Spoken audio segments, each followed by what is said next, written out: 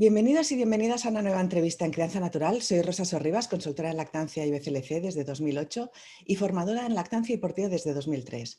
Hoy tenemos con nosotras a Marcos Camacho o Marcos Camoatrices. Hola, Marcos. Muy buena, Rosa. Gracias por invitarme y yo estoy encantado con poder hablar un ratito contigo. Estupendo, muy bien, muchas gracias. Marcos es comadrón de profesión y de corazón y además es IBCLC, tela marinera. Por favor, cuéntanos cómo llegaste aquí. ¿Siempre quisiste acompañar a las mujeres? Pues la verdad es que lo tuve bastante claro, bastante joven. Ya desde el instituto tenía claro que no quería ser enfermero, que quería ser comadrón, que quería ser matrón. Bueno, yo me prefiero llamarme comadrón, pero lo que soy era matrón y siempre lo he tenido claro. Y cuando estudiaba enfermería, todo el mundo sabía que yo quería ser matrón, yo que quería ser comadrón. Y lo tuve claro y encantado y agradecido de poder haberlo logrado y dedicarme a ello. Y para mí ir a trabajar pues no es ningún sacrificio, sino que es un beneficio, es un hobby. Yo digo que mi trabajo es un hobby. Lo que ponías en Facebook, ¿no? De que si encuentras un trabajo en el que disfrutes ya no vas a tener que trabajar nunca más, ¿no? Exactamente. Lógicamente, pues el trabajo a veces y nuestro trabajo, aunque es muy bonito, tiene una parte dura, una parte uh, delicada, pero yo creo que voy a disfrutar a mi trabajo y no voy a trabajar. Y encima no tengo la suerte que me pagan. Sí, sí, sí. No hay muchas matronas hombres y menos IBCLCs. ¿Qué crees que aportas a estas dos profesiones como un hombre? Como un hombre. O igual Pues es que una pregunta muy... no, sí, es interesante el que puede aportar. Pues quizás hay partes que lógicamente no puedo aportar porque ni amamanto, ni puedo parir, ni puedo quedarme embarazado, ni mucho menos, ya quisiera yo.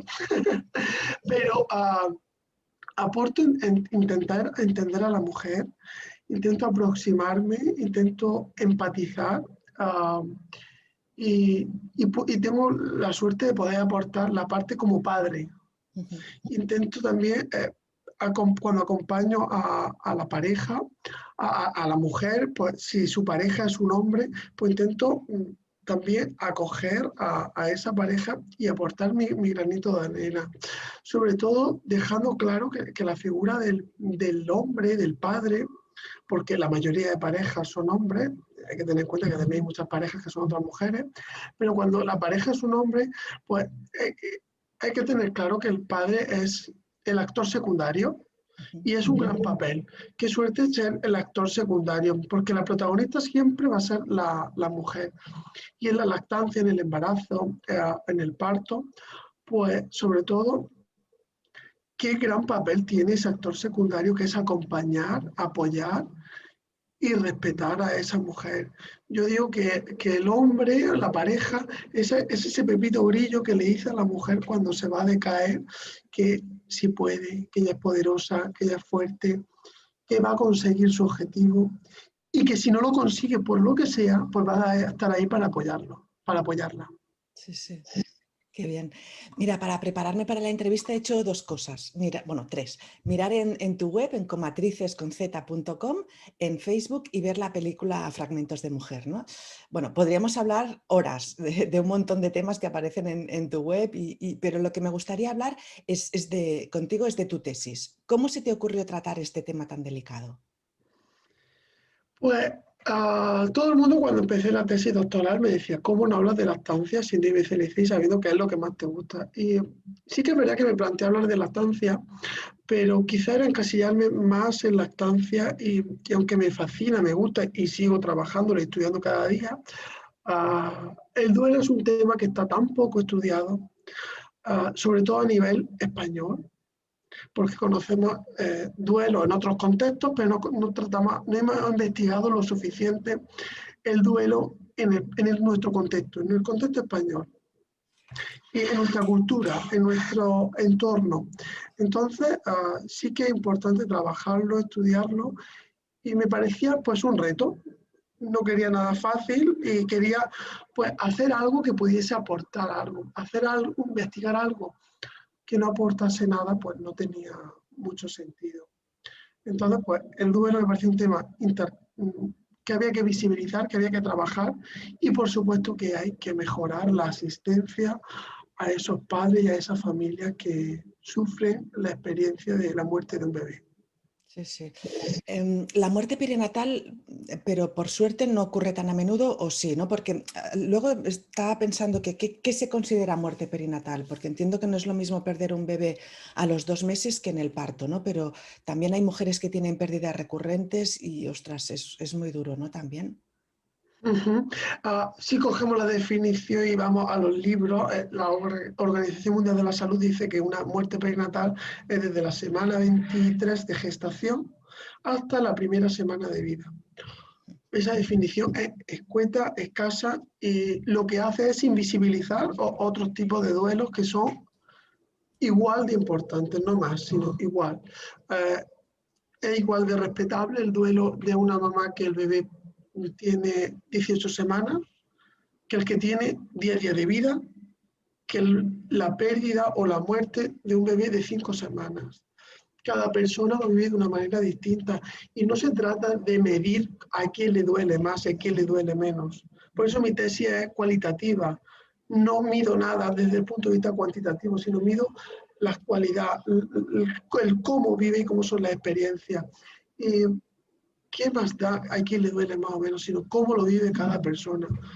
Hay familias que pierden un bebé en el parto y lo viven de una manera completamente distinta a la que lo vive con 5 semanas, lo que se denomina como aborto. A mí me gusta una definición que habla de que la muerte perinatal es la muerte del bebé en cualquier semana de gestación, en el parto y en el primer mes de vida. Aunque hay estudios que hablan que el duelo es más intenso conforme va avanzando el embarazo, hay otros estudios que no dicen eso, sino que da igual y cada persona lo vive con sus recursos, con su nivel cultural, su nivel social, su entorno, pues lo vive de una manera distinta a otra. Sí, sí, porque además hay mujeres que están embarazadas de 7 meses y hay veces que como casi que se les olvida, ¿no? Si no tienen mucha barriga, como casi que se les olvida y en cambio otras ya a la primera pérdida ya están, bueno, entusiasmadas, ¿no? Con lo cual es normal. Y, y Entonces, me medir la gustaría, prevalencia es difícil, ¿no? Si no hay una definición clara. bueno, se puede hacer. Sí que me gustaría hablar dentro de lo que me comentas como muerte perinatal o duelo perinatal, que hay que englobar también a las interrupciones voluntarias o legales del embarazo, porque también son duelos que no se trabajan. Y pensamos que como son mujeres que han decidido Ya. interrumpir el embarazo, no tienen derecho a sufrir, ni a tener un duelo, ni siquiera de dotar de identidad a ese bebé. Y las madres que deciden interrumpir el embarazo por la razón que sea, tienen su duelo y ese bebé tiene una identidad, la que ellas les quieran otorgar, pero tiene una identidad. Y muchas le otorgan una identidad como un bebé y como un miembro más de su familia. Entonces, catalogar, pues si cogemos la definición de la OMS, a nivel español tenemos 4 muertes, un poquito más, por cada 1000 nacidos vivos. Eso a nivel español significa pues unas casi 2000 muertes perinatales al año.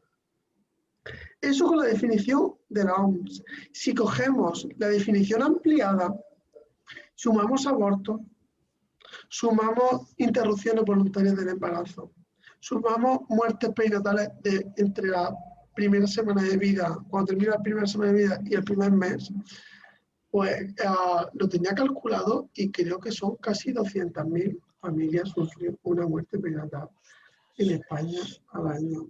Es que no me acuerdo ahora mismo el número exacto, pero creo que era cercano a 200.000, sumando todo eso y teniendo en cuenta otra cosa, que hay una infradeclaración de los casos.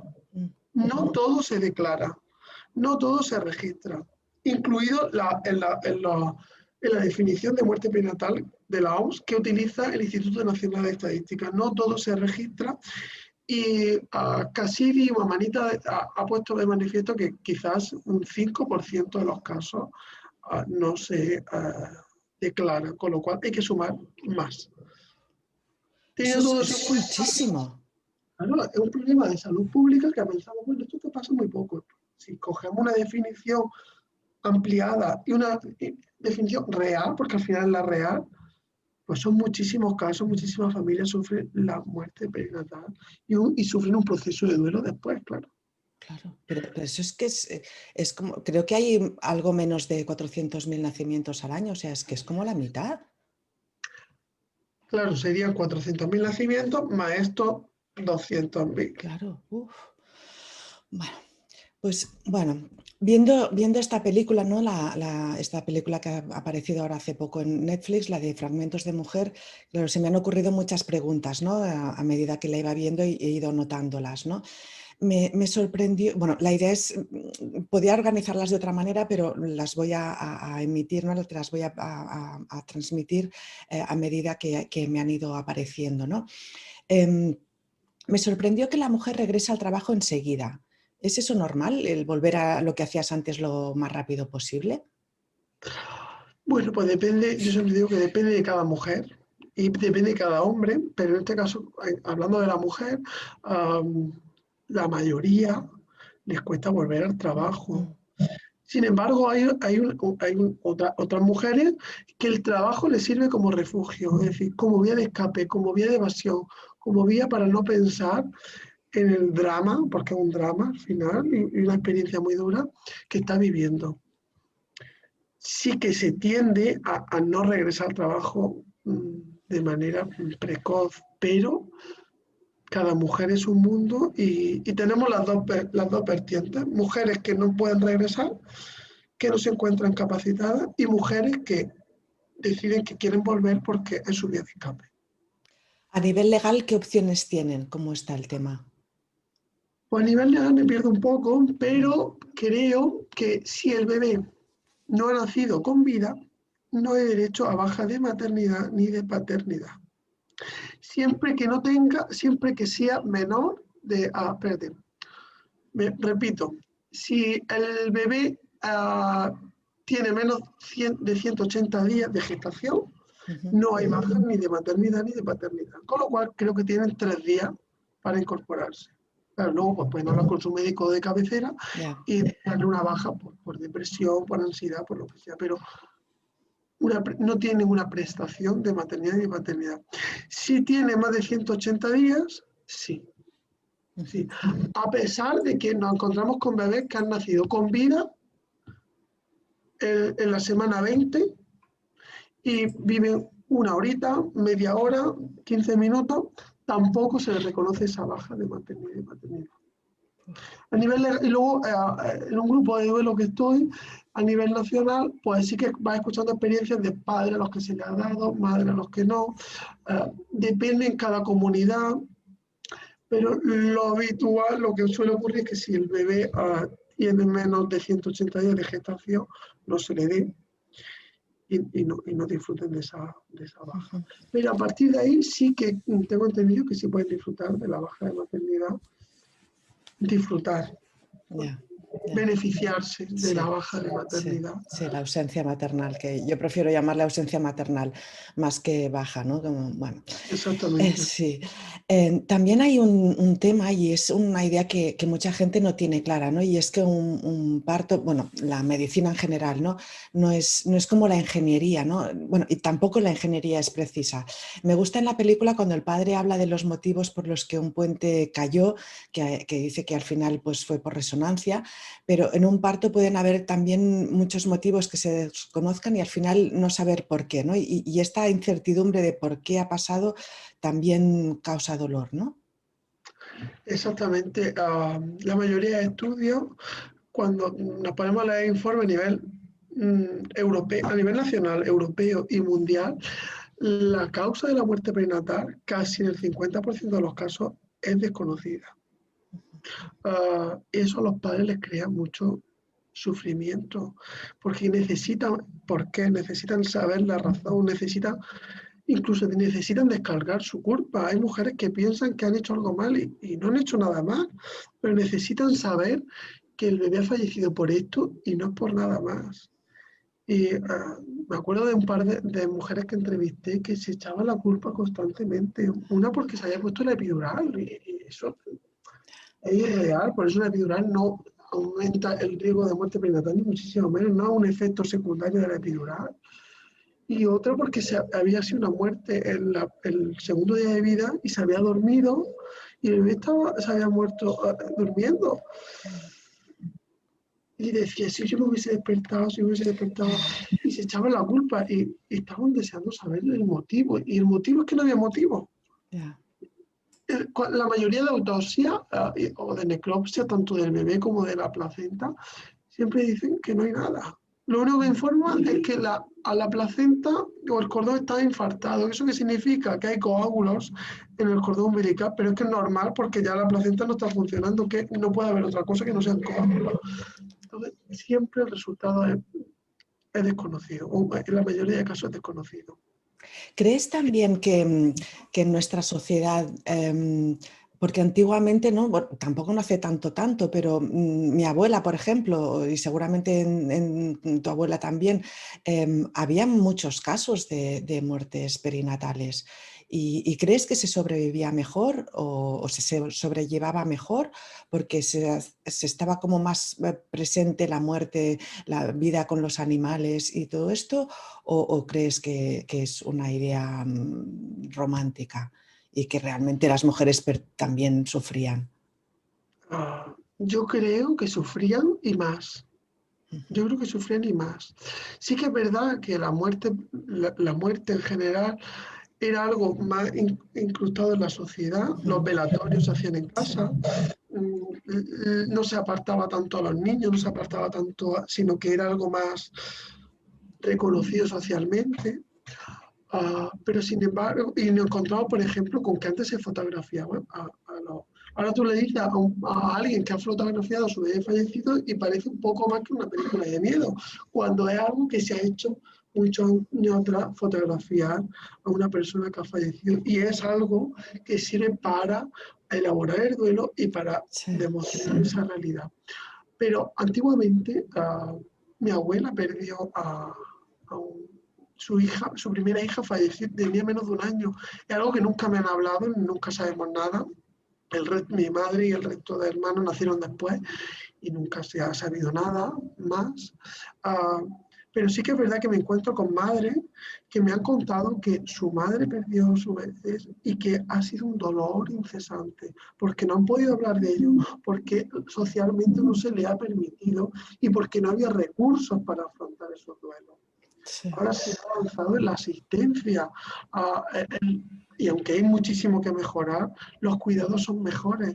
Pero antes las mujeres parían, sobre todo, me hablo por ejemplo del año 75, que fue un poco la transición del parto en casa al parto hospitalario, parían sin los maridos, no les dejaban ver al bebé que había fallecido, se separaban al bebé.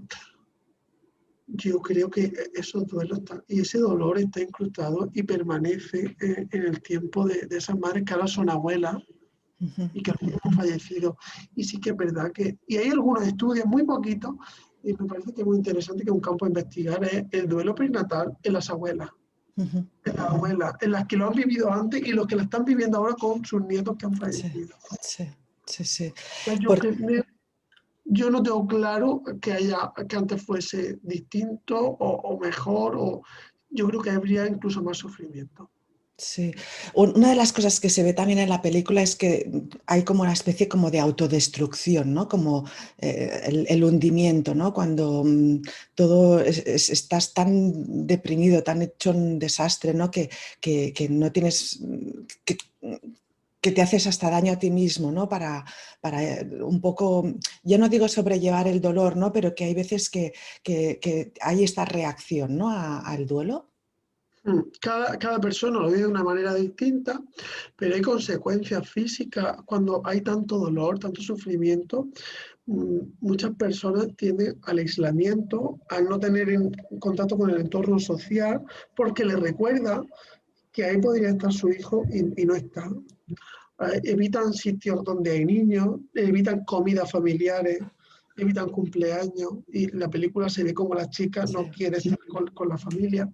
Y todo ello conduce a que haya una pérdida de apetito, que haya cansancio, que no concilien bien el sueño, porque una persona que no come, que no descansa, físicamente no puede estar bien. Y también hay algo que no se habla mucho. En la película no se ve. Hay una tendencia al consumo de medicación y de tabaco, alcohol, Sí, incluso todo ese en tipo de ellos cosas. precisamente eso, en ellos se ve incluso él que empieza a tomar drogas y él vuelve a fumar y todo esto, ¿no? Y a eso me No se refería. refleja tanto como podría reflejarse, pero Sí. bueno, creo que es una aproximación y una pincelada que es interesante. Pero hay padres que recurren al tabaco, al alcohol y a drogas no legales. Sí, sí, allá aparece, sí, sí, me ha parecido interesante en ese aspecto también. Lo que en esta peli, claro, es una peli americana y enseguida aparecen las demandas judiciales y todo esto. ¿Crees que aquí también hay mucha medicina defensiva? Por desgracia, sí. Por desgracia, la forma de trabajar en muchos hospitales es trabajar para que vaya todo bien, pero que no nos denuncien a la vez. Mm. Hago esto por lo otro, hago esto por lo otro. En la película pone de manifiesto un poco el tema del parto en casa, que a mí me parece que es interesante, pero habla como que la culpa es el parto en casa Claro, y no, también se mueren bebés en los hospitales y eso no se habla. Ah, co- si esta película se ve por los sanitarios españoles, dirían, ves, ha parido en casa ya. y para ir al hospital, nosotros, ¿cómo nos defendemos? Tú no tienes, tú no... Bueno, hay un Sí, sí, batiburrillo. sí. La medicina, por desgracia, es defensiva y falta mucho para aproximarnos a hacer una medicina, una ciencia de la salud, porque ya no solo medicina, sino matronería, enfermería, fisioterapia, Sí. una asistencia sanitaria centrada en la mujer, en el respeto, en sus deseos y, lógicamente, pues hay que hacer las cosas bien, basadas en evidencia y todo que quede registrado, ya no por temas legales, sino para poder explicar qué ha pasado y por qué ha pasado y mejorar la asistencia Claro. a posteriori. ¿Crees que este comportamiento es el que marca que haya unas tasas de cesáreas tan elevadas? Por supuesto, por supuesto. Uh, no son las tasas que había antes y Mm. todo es tendemos, cuando hablamos entre compañeros, por ejemplo, una guardia en paritoria, y hablamos de la cesárea, claro, por un lado, miedo a que pase algo. Cuando está más que demostrado que, por ejemplo, en Estados Unidos hay más mortalidad perinatal mortalidad perinatal y de madres porque hay un aumento de cesárea. Y la cesárea tiene una tasa de mortalidad que no se habla. Mm. Una mujer que entra en un quirófano es una operación mayor y tiene riesgo de mortalidad. Y luego pensamos que no es que la mujer me lo ha pedido, es que la mujer me lo ha pedido. Bueno, vale, te lo ha pedido la mujer. ¿Y de quién es hacer esa educación sanitaria y promover que que los partos sean fisiológicos, que la cesárea es una intervención que está ahí y está muy bien, cuando hay que utilizarla está muy bien, salva vidas, pero cuando no, tiene más riesgos que beneficios? ¿De quién es esa educación sanitaria? Pues de los profesionales. La culpa no es de las madres que lo piden, la culpa es nuestra de que no hacemos una buena promoción pues, de la salud. Sí, sí, Y sí. tenemos que trabajar eso y darle una vuelta. No puede ser que vayamos como van países como Brasil, donde la tasa de cesárea es por encima del 50%. Es decir, la mayoría de mujeres no pueden parir, eso no se lo cree nadie. No, no, no, no. Otro detalle interesante es el funeral como ritual, ¿no? Pero también puede ser visto como una carga de burocracia mundana, ¿no? De ¿qué me vienes ahora con el papeleo, ¿no? Con el nombre de la niña, ¿cómo me vienes ahora con mi dolor ahora? Pero también puede ser visto, ¿no? Como un ritual, como lo que decías, ¿no? De encontrarse la familia, de apoyar, ¿no? Es algo un poco que se puede ver de los dos lados, ¿no? Se puede ver los dos lados y se puede hacer bien. Es Mm. decir, hay burocracia que hay que hacer, pero no justo cuando ha nacido el bebé y se están despidiendo, aparezco con un montón de papeles. No, hay tiempo para hacer el papeleo. Los papeles pueden esperar, el dolor de la familia no pueden esperar, el buen cuidado no puede esperar, el papel sí. Ujú, ¿Qué más da que hagas el certificado ese 3 horas más tarde? ujú. yo creo que se puede hacer bien, que dar su tiempo a la familia. Lógicamente, pues, no se puede ir del hospital sin hacer todo ese papeleo, pero una vez que se han despedido del bebé, que están en la habitación, tranquilamente nos acercamos. Y en este caso lo hace el médico, pues se puede acercar el médico o la médica y rellenar el papeleo tranquilamente, sin ninguna prisa. Y una cosa que se quejan mucho los padres es que hay mucha burocracia, pero que no hay nadie que les guíe qué es lo que tienen que hacer. Necesitan que le expliquen.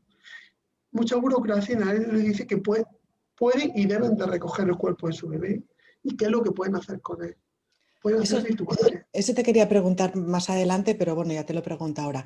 ¿Crees que sería necesario tener alguna persona, sea psicólogo, sea matrón, sea matrona o lo que sea, que acompañe a esa familia, ¿no? Desde el momento de la situación, ¿no? Desde el momento de la pérdida o incluso antes, cuando ya sabes que el bebé ha fallecido o que va a fallecer, acompañar a esa familia en todos estos ya no solo trámites psicológicos, sino también burocráticos, etcétera.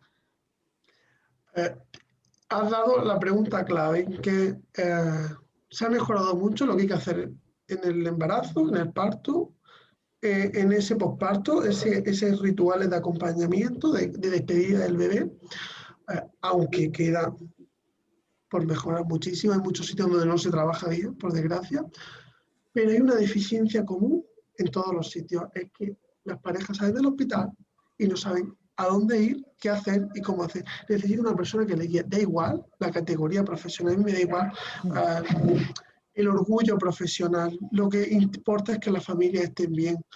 ¿Qué más da quien lo haga si lo hace bien? Sí necesita una persona que debería haber una persona referente en el hospital o dos personas que cuando haya una muerte prematura se activen y estén pendientes y, oye, contacta con esta persona que te va a guiar y te va a informar. Tienes que hacer esta visita, tienes que hacer esto, te puedes despedir de tu bebé o no te puedes despedir de tu bebé. Puedes recoger los restos, tienes que hacer este papeleo o este papel o este otro. Y yo creo que eso es un reclamo constante de los padres. Y hablando de rituales, pues habrá que informarles también de que cuando salen del hospital pueden hacer un entierro. Sí. Por desgracia, y esto me sorprendió bastante, las personas católicas, si el bebé ha fallecido en el parto y no ha nacido con vida y no ha sido bautizado, lógicamente, el cura no realiza ninguna misa. Y eso los padres lo recuerdan como algo horrible. Pues yo creo que respetar las creencias independientemente de que seamos católicos o no, ¿qué más da? Sí. Bueno, pues yo creo que hay una compañera mía que me enseñó una cosa y ella es muy católica y decía, tú como matrón puedes bautizar a un niño, aunque haya nacido muerto, coge el agua, coge el suelo y le echa el agua por encima y si el padre quiere... Y yo, aunque pues, no creo mucho, pero si el padre y los padres que están delante quieren, pues lo realiza y se realiza un Padre Nuestro y se le hace igual que a otros padres con Estas creencias. otras creencias. Entonces, me parece que cuando no se puede hacer una misa a un bebé, era algo. Tengo un familiar que perdió su bebé hace un par de meses, 22 semanas, y quería hacer una misa y le dije, bueno, habla con el cura, porque creo que no, que te va a decir que no, pero si tienes suerte, bienvenido. Claro, claro. Otro tema es la donación de órganos, ¿no? O donar el cuerpo del bebé para la ciencia, ¿no? Se puede ver también como liberador, ¿no? Como que sirva que sirva para algo, ¿no? Tanto dolor, pero luego no tener su cuerpo, no sé, ¿cómo se gestiona esto? ¿Hay posibilidad Mira, aquí en España de hacer esto? me sorprendió muchísimo la película que tratasen esto y que se viese eso así, porque yo no me he encontrado ningún caso. A nivel, imagino que se podrá hacer en España, igual que cuando fallece una persona adulta, se puede donar el cuerpo a la ciencia, si así lo desea, pero yo nunca me he encontrado ningún caso. Oye, que hay padres que dicen, oye, yo quiero donar el cuerpo y a mí esto me ayuda y me libera. Tampoco es necesario tener el cuerpo, es decir, si los padres desean eso, ¿qué más da? Lo Claro. importante es que los padres hagan lo que sienten y lo que necesiten en cada momento. Hay padres que no necesitan tenerlo enterrado, que incluso le dicen al hospital, imaginémonos un aborto de 18 semanas. Eso se trataría, maltratado, en el hospital como restos biológicos, no son ningunos restos, es un cuerpo de un bebé. Y hay padres que pueden pedir ese cuerpo y enterrarlo. Y hay padres que deciden no, que se ocupe el hospital. Y yo no quiero tenerlo.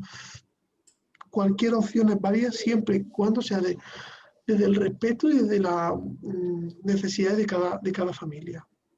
Como comadrone y BCLC, ¿cómo se gestiona la lactancia en estos casos, ¿no? Escuché en un podcast americano que una mujer se sacaba leche y regaba el árbol sobre el que habían enterrado a su hija, ¿no?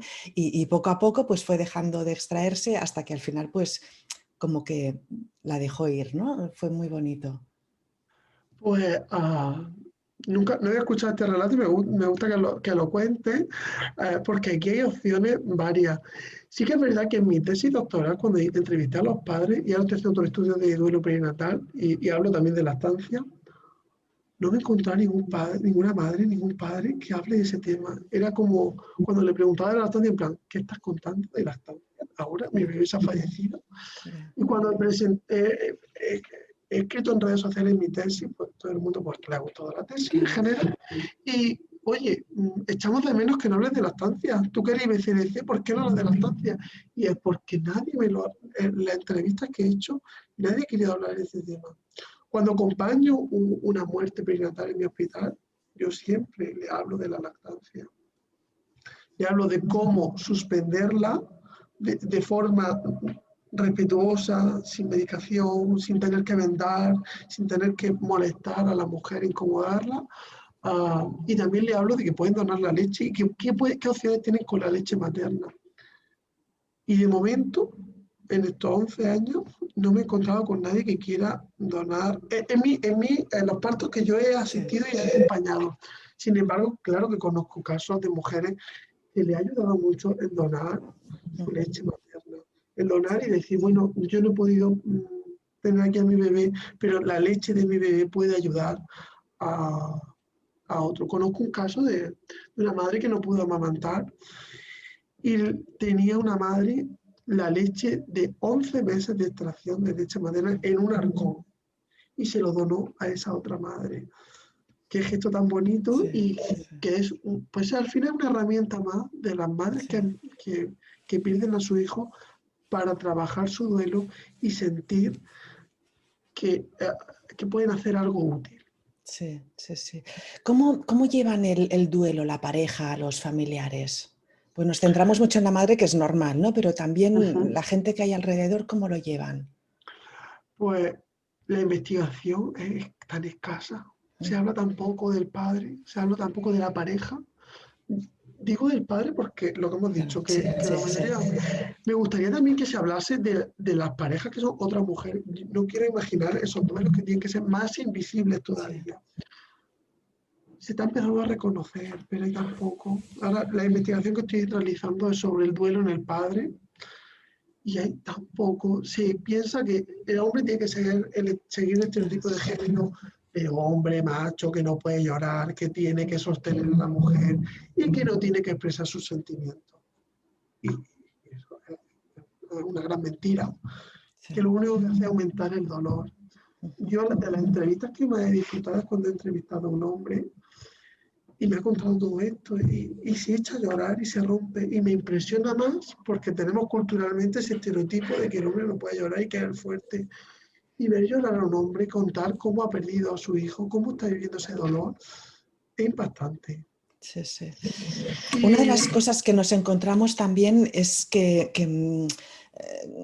es que no sabes qué decir, ¿no? Más allá de lo siento, debe ser terrible, no se nos ocurre nada, ¿no? Y tal vez no es necesario decir más, solo estar allí presente o en tus estudios, en lo que has investigado, ¿crees que se puede hacer algo? al final, todas esas frases que se deben o no se deben decir están recogidas en la guía de Mamanita, por ejemplo, Sí, o una guía de atención de duelo perinatal que hay de Extremadura, que está genial.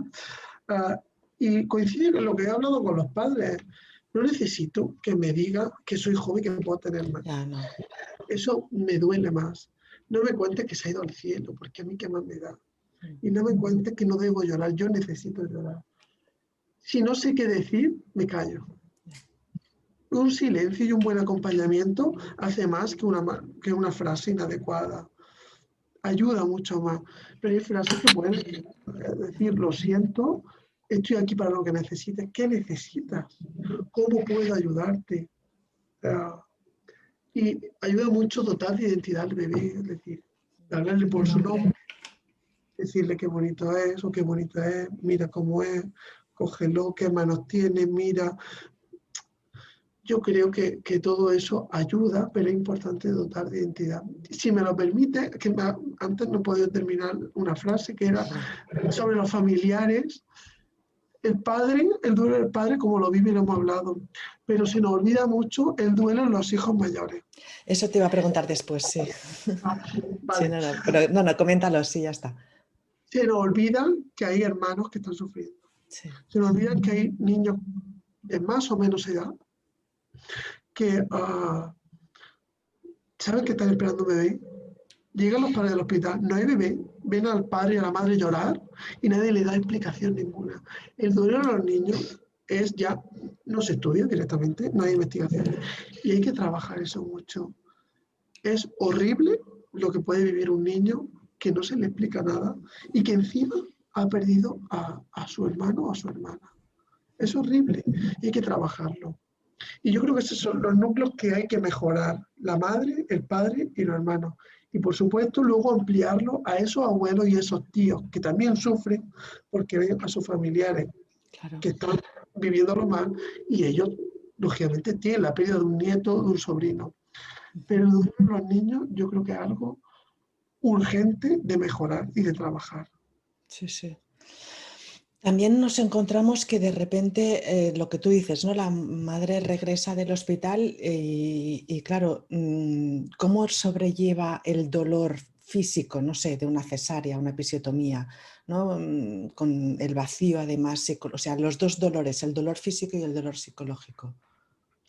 Claro, hay que entender lo que se tiende a no realizar una episiotomía. Por ejemplo, en estos casos no tiene sentido realizar una episiotomía, porque el bebé no va a sufrir, si ha fallecido, no va a sufrir, y el periné no se va a romper ni va a pasar ningún macrodecarro, aunque se siguen haciendo episiotomías de forma indiscriminada, pensando que es mejor una episiotomía con desgarro. Pero en este caso no tiene sentido una episiotomía. ¿Que hubiese que hacerla en algún caso concreto? Bueno, pues habrá que hacerla, sí, si hubiese que hacerla, pero creo que no es necesario. Y la cesárea no es la mejor indicación, aunque hay que respetar que cada familia decida si quiere una cesárea o no, o a lo mejor en esa inducción de parto o en ese parto no pueda ser un parto. Pero hay que tender a que haya las menos cicatrices físicas, porque ya bastante cicatriz emocional hay, herida emocional hay. ¿Cómo lo sobrelleva? Pues si hay un dolor de una cesárea al agacharse, es algo que le va a recordar que ha perdido a su bebé. Si hay un dolor en los puntos, en la episiotomía, le va a recordar que hay un bebé. Y creo que van de la mano la parte física y emocional, y una va tapando a la otra, complementándose y aumentando pues, ese dolor. Por eso es importante trabajar y acompañar de la forma más adecuada a esa madre y a esa familia. Porque otra de las cosas que también ocurre en la película y también se ve en otras películas y en otras historias, en casos que habrás conocido tú seguramente también, es que las parejas después de una situación así tan dura acaban rompiéndose. Pues fíjate, a las parejas que he conocido, ninguna se ha separado. A lo mejor. Y todas y me parece tan bonito como algunos padres hablaban de algunas madres de los maridos o las mujeres, los hombres de sus mujeres, cómo han sido su pilar fundamental, su ayuda, su recurso, su herramienta para afrontar eso. Lógicamente algunos padres aumentan las disputas, las discusiones, pero al final ellos reconocen que su pareja es su vínculo, que quién mejor que su pareja para entender ese dolor. Aunque hay estudios que han demostrado que el duelo perinatal, la muerte de un bebé puede ser un factor determinante y aumentar las disputas y también los divorcios. Yo no he conocido en mi estudio a nadie, pero sí que leyendo la bibliografía, y tiene sentido, pues es un factor muy estresante que puede provocar pues, la separación de una pareja y el divorcio. Y luego también en la película aparece, y también es algo físico, ¿no? Y con la situación emocional pues todavía más, es el tema de retomar las relaciones sexuales, ¿no? Eso es tan importante trabajarlo, no se trabaja tanto. ¿Cuándo están preparadas las parejas? Hay parejas que quieren volver a retomarlas pronto para quedarse embarazadas. Hay mujeres que no quieren relaciones porque no quieren quedarse embarazadas bajo ningún concepto. Uh, hay veces que cada uno tiene un ritmo distinto, el hombre o la mujer, da igual quién antes, quién después.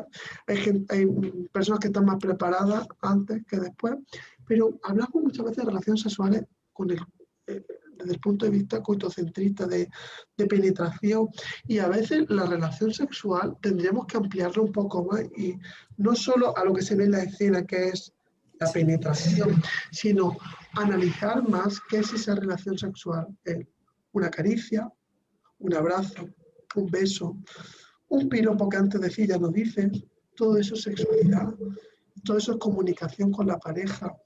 Y sí que es verdad que al principio, pues todo eso está, su dolor, y quizás las palabras bonitas a veces no llegan, los abrazos tardan en llegar, o sí, o es una manera, no tiene que haber penetración, sino pues esos abrazos, esas caricias, puede valer y puede estar satisfecha esa pareja, y la penetración ya vendrá, Sí. viene.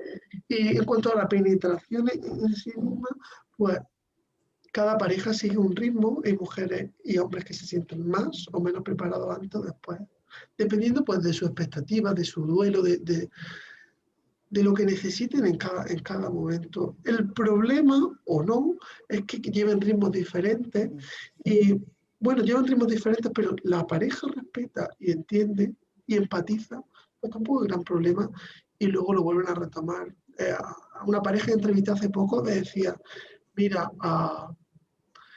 la muerte de nuestro bebé ha servido para que nuestra sexualidad cambie y a mejor, porque nos conocemos más, nos comunicamos más. Y me pareció tan bonito escuchar a los dos cómo hablaban entre ellos, y decía, nos ha servido para mejorar aún más nuestras relaciones. Y decía, lo que tú dices, no es una penetración, sino de todo, de entender lo que necesita mi pareja con una mirada o con una palabra. ¿Crees que hay alguna manera de llevarlo mejor? No sé, pienso en algún tipo de suplementos o ejercicio físico, ¿no? Y aparece un momento que sale a correr, ¿no? E incluso hay un momento que creo que es cuando ella sale a correr, que ve un perrito por allí, ¿no? ¿Crees que hay algo que pueda ayudarnos o cada pareja es diferente? O... Yo creo que cada pareja es diferente. A nivel de suplementos, yo creo que ningún suplemento va a curar esa herida, ninguna medicación. Lógicamente, personas que necesitan algún tipo de medicación, pues si tiene una depresión muy fuerte o si hay un duelo patológico, pero si no hay un duelo patológico, lo importante es que las familias conozcan recursos, grupos de duelo perinatal, que son el pilar fundamental, igual que los grupos de apoyo a la lactancia son un pilar fundamental en la lactancia.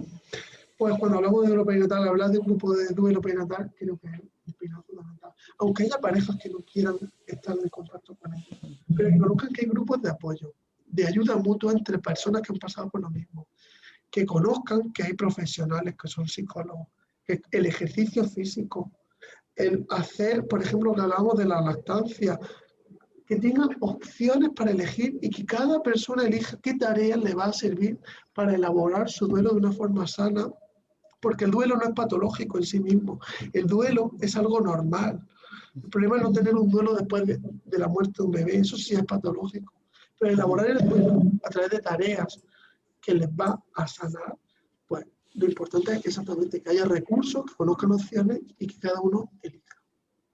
Y una de las cosas que también duele un poco en la película es cuando de repente ella se encuentra con las cosas que ha comprado para su bebé ausente, ¿no? Y sí que es verdad que hay madres que dicen, ha sido horrible que he llegado a mi casa y me han limpiado la habitación. Yo quiero hacerlo por mí misma. Claro que duele, pero es enfrentarse a la realidad, es enfrentarse aquí hay una pérdida, aquí hay un bebé que ha fallecido y que ya no está. Si borramos todo, ¿cómo nos enfrentamos y cómo aceptamos? Tendemos a negar a que no ha ocurrido, a buscar una explicación ilógica. Pues claro que es duro si hay una habitación montada, pero es algo que hay que hacer, que nadie puede hacer por nosotros, por la familia que sufre una pérdida. Es algo que hay que hacer y que claro que es duro, pero va a servir para enfrentarse a esa realidad. Hay mujeres que prefieren, oye, recógeme la habitación que yo cuando vaya a la casa no quiero saber nada. Ya, Por supuesto, pues, pues ya está. perfecto. Es decir, que cada mujer decida qué es lo que quiere. Claro, claro. Y luego, claro, el tiempo pasa, ¿no? Y de repente hay esa culpa, ¿no? Cuando se te olvida, ¿no? Cuando ves que tu vida sigue. Claro, es verdad. Hay personas que se sienten culpables de decir, oye, me estoy riendo ahora. Sí, Me siento mal por reírme y por pasármelo bien. Me siento mal por tener relaciones sexuales y tener un orgasmo. Me siento mal por irme de viaje e irme a comer. Pues esto es como en el duelo de las personas sí, adultas. No tiene nada que ver. Es decir, tú estás sufriendo porque has perdido a alguien, pero puedes irte a comer, claro, puedes irte a dar un paseo, puedes irte de viaje y puedes reírte. Pero socialmente, pues venimos con la idea tradicional del luto, de las ya, mujeres, sobre todo las mujeres de negro, cuanto más tiempo mejor, no salir a ningún lado y estar ahí enfrascado en el dolor y el duelo, pues que cada persona lo viva como mejor puede y de la forma más sana. claro, claro. Pero sí que es verdad que lo que tú dices. Sí, ¿no? Y finalmente lo que aparece también en la película, ¿no? Es la aceptación, ¿no? La gratitud por lo vivido, ¿no? También las pérdidas colaterales, ¿no? Pero esa gratitud de decir, bueno, pues he conocido, ¿no? He tenido a mi bebé que se llama tal, que cual,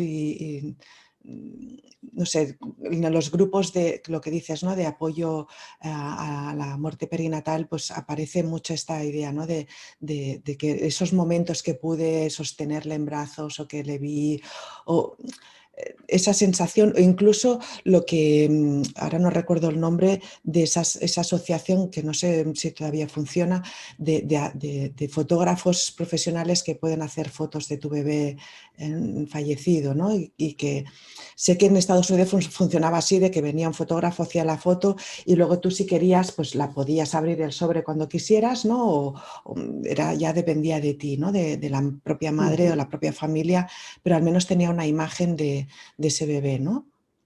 Um, sí que es verdad que el duelo es una parte muy negativa, pero tiene una parte de dolor, pero hay padres que dentro de ese dolor sacan la parte positiva y de crecimiento personal y emocional y psicológica. Uh, entonces cada padre lo vive de una manera y hay padres que sacan partes buenas y partes para afrontar y vivir la vida de otra manera y sacan un aprendizaje. Qué triste que haya que sacar aprendizaje de algo tan duro, pero bueno, hay padres que saben sacarlo. Y lo que hablaba de lo de la fotografía, pues ahí en Cataluña está Norma Grau con su proyecto Stillbirth, que hace fotografía a los padres, pero es algo que a nivel nacional no está muy extendido, es decir, que hay fotógrafos profesionales. Sí que es verdad que se insta en muchos sitios a los padres que hagan sus propias fotografías.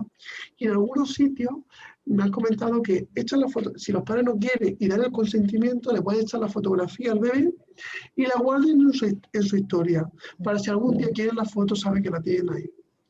Pero sí que es maravilloso cuando hay padres que tienen su foto y te cuentan, oye, mira, veo la foto de mi bebé y a mí me calma mi dolor. Bueno, lo importante es que los padres tengan esos recursos y lo puedan hacer. Cine fotógrafo profesional, que es una idea maravillosa y que se le den un sobre, pues la idea de la historia, una cámara de fotos que imprime en el momento es algo Sí, muy barato para los hospitales que se puede hacer y guardar en la historia. Y claro. bueno, y ahora con móviles todo el mundo tiene. Yo Sí, trabajé con una compañera, o trabajaba en Torrevieja, Eric, que es una matrona inglesa, y trabajaba, bueno, yo he aprendido de ella muchísimo. Y ella en su móvil tiene de fotos. A repente le decía a los padres, yo le he echado la foto. Si tú no la quieres, no te la paso, pero si tú la quieres, cuando tú estés preparada, te la doy. claro. Y muchos padres contactaban después con ella y le pedían la fotografía de su bebé. Ujú. Sí, sí, sí, esa idea además en la película aparece, ¿no? Y es realmente Mm. muy, bueno, yo es cuando ya sí ya no aguanté más las lágrimas y ya, Yo me pasé uf, media película llorando. sí. Yo sé, entre que estaba medio dormida y medio despierta, era como, pero al final ha sido ya como en plan, por Dios, por favor, ¿no? O sea, ha Sí. sido brutal, brutal. No sé, pues me sabe mal solo dedicar toda esta hora a hablar solo de duelo perinatal y no aprovechar pues tus infinidad de conocimientos en otros temas de lactancia, pero bueno, tampoco quiero abusar mucho más de tu tiempo. No sé si hay algo que te gustaría comentar que no te haya preguntado tanto en este tema como en otros temas. Yo creo que el tema del dolor perinatal lo hemos tratado ampliamente, aunque nos podríamos tirar hablando de este tema infinidad Sí, mira, de ahora me he horas. acordado que no lo había apuntado. Em, ¿Cómo ves esos padres que han perdido a su bebé en el siguiente hijo, ¿no? ¿Cómo le llaman? ¿Niño arcoíris? ¿El bebé arcoíris? Ujú. ¿Cómo realmente esos padres son mucho más protectores o, bueno, o no hay mucha diferencia? ¿O un parto Los de un bebé arcoíris es diferente? es mucho más, en general es mucho más emocionante. Y cuando he asistido a algún parto de ese bebé arcoíris, hay un ambiente de miedo y de euforia a la misma vez. Ah, son muy emocionantes, son también duros porque hay mucho miedo. Mm, Los padres siempre tienden a miedo que vuelva a ocurrir lo mismo. Y sí que tienden los padres a ser más sobreprotectores y están más pendientes que no pase, que no pase, que no pase, que sí. no pase esto.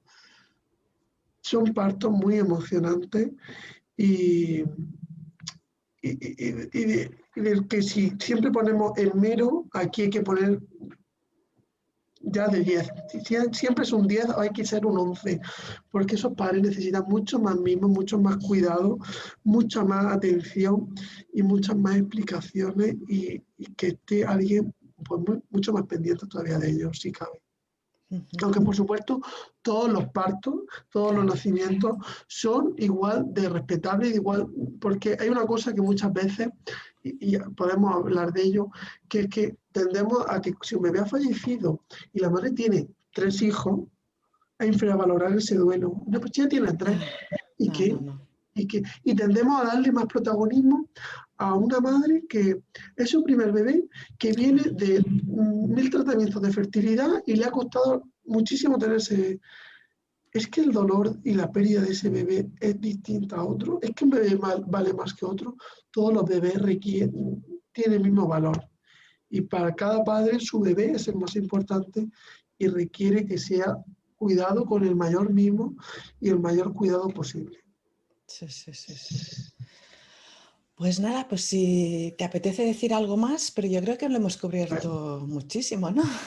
Darte las gracias, me encanta hablar de este tema, me encanta que me entreviste una compañera IBCLC como tú, y ha sido un placer. Y Muchísimas cuando gracias quieras a ti. podemos hablar del tema que tú quieras o hacemos un tema de lactancia que hablemos los dos, que yo para mí es un placer y recordar aquí que me salvaste un día de mi brazo cuando me mandaste el fular para portear a mi primera hija y lo necesitaba de manera urgente. Pues nada, muchísimas gracias a ti por tu amabilidad, por tus conocimientos. También muchas gracias a todas y a todos por vernos en diferido, porque esta entrevista la daremos mañana durante todo el día. Y nada, recordad suscribiros si queréis volver a ver este webinar o acceder a todos los anteriores en crianzanatural.com/podcasts.sp. Cada jueves a las 6 de la tarde nos vemos en una nueva interesante entrevista. Visita nuestras redes sociales para saber a quién tendremos en esta semana. Muchísimas gracias, Marcos. Hasta pronto. Gracias a ti.